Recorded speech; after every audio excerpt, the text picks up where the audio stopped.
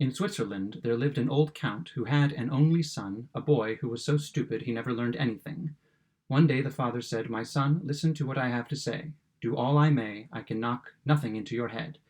Now you shall go away, and an eminent master shall try his hand with you." So the youth was sent to a foreign city, and remained a whole year with his master, and at the end of that time he returned home. His father asked him at once what he had learned, and he replied, "My father, I have learned what the dogs bark." "Heavens!" exclaimed the father, "is this all you have learned? I will send you to some other city, to another master." So the youth went away a second time, and after he had remained a year with this master, came home again. His father asked him, as before, what he had learned, and he replied, "I have learned what the birds sing." This answer put the father in a passion, and he exclaimed, "Oh, you prodigal! Has all this precious time passed, and have you learned nothing? Are you not ashamed to come into my presence? Once more I will send you to a third master, but if you learn nothing this time, I will no longer be a father to you." With this third master the boy remained as before a 12-month, and when he came back to his father he told him that he had learned the language that the frogs croak. At this the father flew into a great rage, and calling his people together said, "This youth is no longer my son. I cast him off, and command that you lead him into the forest and take away his life." The servants led him away into the forest, but they had not the heart to kill him, and so they let him go. They cut out, however, the eyes and the tongue of a fawn, and took them for a token to the old count.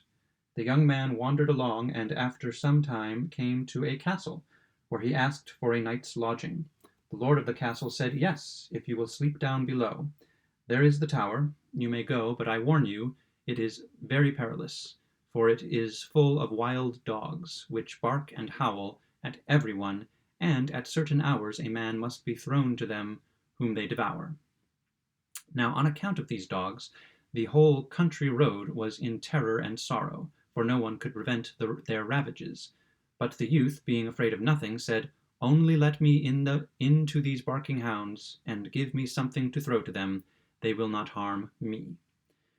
Since he himself wished it, they gave him some meat for the wild hounds, and let him into the tower. As soon as he entered, the dogs ran about him quite in a friendly way, wagging their tails and never once barking. They ate also the meat he brought, and did not attempt to do him the least injury. The next morning, to the astonishment of everyone, he came forth unharmed, and told the lord of the castle, "The hounds have informed me in their language why they thus waste and bring destruction upon the land. They have the guardianship of a large treasure beneath the tower, and till that is raised they have no rest. In what way and manner this is to be done I have also understood from them." At these words everyone began rejoicing, and the lord promised him his daughter in marriage if he could raise the treasure. This task he happily accomplished, and the wild hounds thereupon disappeared, and the country was freed from that plague. Then the beautiful maiden was married to him, and they lived happily together. After some time, he one day got into a carriage with his wife, and set out on the road to Rome. On their way thither they passed a swamp, where the frogs sat croaking. The young count listened, and when he heard what they said, he became quite thoughtful and sad, but he did not tell his wife the reason. At last they arrived at Rome, and found the Pope was just dead, and there was a great contention among the cardinals as to who should be his successor. They at length resolved that he on whom some miraculous sign should be shown should be elected.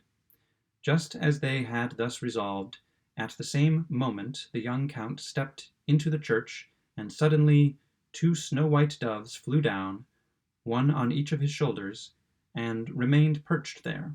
The clergy recognized in this circumstance the sign they required, and asked him on the spot whether he would be pope. The young count was undecided, and knew not whether he were worthy, but the doves whispered to him that he might take the honor, and so he consented. Then he was anointed and consecrated, and so was fulfilled what the frogs had prophesied, and which had so disturbed him, that he should become pope.